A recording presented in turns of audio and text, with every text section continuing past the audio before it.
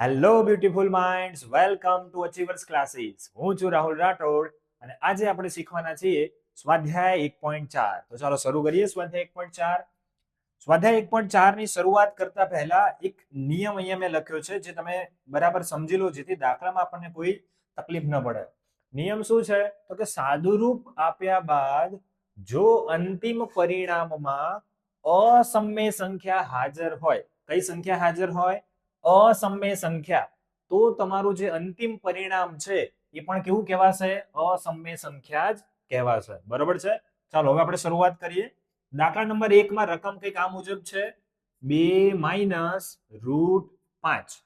હવે આ સંખ્યામાં તો આપણે કોઈ સાદુરૂપ આપી શકીએ એવું છે જ નહીં કંઈ, તો પછી આ જ તમારો જવાબ કહેવાય. તો અહીંયા આપણે કહી શકીએ છીએ કે √5 એ અસમય સંખ્યા હોવાથી 2 - √5 પણ અસમય સંખ્યા કહેવાય. બરોબર છે? કારણ કે અહીંયા કોઈ સાદુરૂપ આપી શકાય એમ જ નથી. બરોબર છે? દાખલા નંબર 2.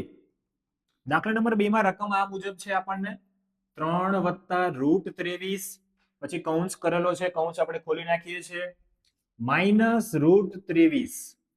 તો તમે રકમમાં ધ્યાનથી જોઈ શકો છો કે આ છે +√23 અને પાછળ છે -√23. પ્લસ માઇનસ માઇનસ, તો બરાબર √23 માંથી √23 જાય એટલે 0. તો શું વધ્યું અહીંયા જવાબમાં?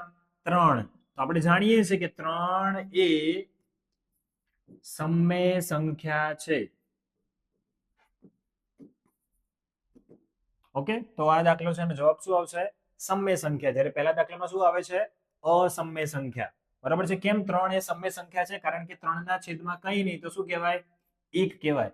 એટલે એને p/q સ્વરૂપમાં લખી શકાય છે, એટલા માટે સમય સંખ્યા છે. ચલો દાખલા નંબર 3. દાખલા નંબર 3 માં રકમ આ મુજબ આપણને આપેલી છે 2√7/7√7. તો આ જે સંખ્યા છે એને આપણે આમ પ્રમાણે પણ લખી શકીએ 2 * √7 છેદમાં 7 * √7. બરોબર છે? કારણ કે આ ગુણાકારમાં કહેવાય. હવે અંશમાં √7 છે અને છેદમાં પણ √7 છે, વચ્ચે ગુણાકારની નિશાની છે અને અહીંયા ભાગાકાર છે. તો અંશ અને છેદ હોય અને આ ગુણાકારમાં હોય તો તમે આને ઉડાડી શકો છો. તો √7 કેન્સલ. તો આન્સર શું આવે છે આપણો? 2/7. અને 2/7 એ p/q સ્વરૂપ થયું. બરોબર છે? આ p/q સ્વરૂપ થયું એટલે 2/7 એ કેવી સંખ્યા છે? સમય સંખ્યા છે. તો આપણે લખી નાખીએ 2/7 એ સમય સંખ્યા છે. ચાલો દાખલા નંબર 4. દાખલા નંબર 4 માં તમને રકમ આપી છે 1/√2. હવે અહીંયા √2 જે છે એ કેવી સંખ્યા છે? અસમય સંખ્યા છે. બરાબર? √2 અસમય સંખ્યા છે અને અહીંયા બીજું કોઈ સાદુરૂપ પણ આપી શકાય એમ નથી, માટે 1/√2 પણ અસમય સંખ્યા કહેવાય. બરોબર છે? દાખલા નંબર 5 શું આપ્યું છે? દાખલા નંબર 5 તો 2π.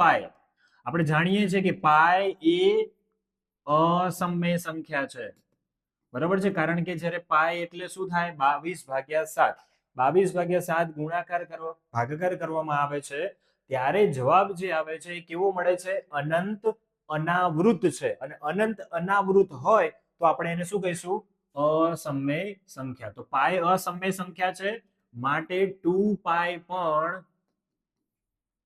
અસમય સંખ્યા કહેવાય. બરોબર છે? તો આ હતું સમય અને અસમય સંખ્યાઓમાં વર્ગીકરણ. તો અહીંયા આપણો પહેલો પ્રશ્ન છે એના 5 દાખલાઓ પૂરા થાય છે.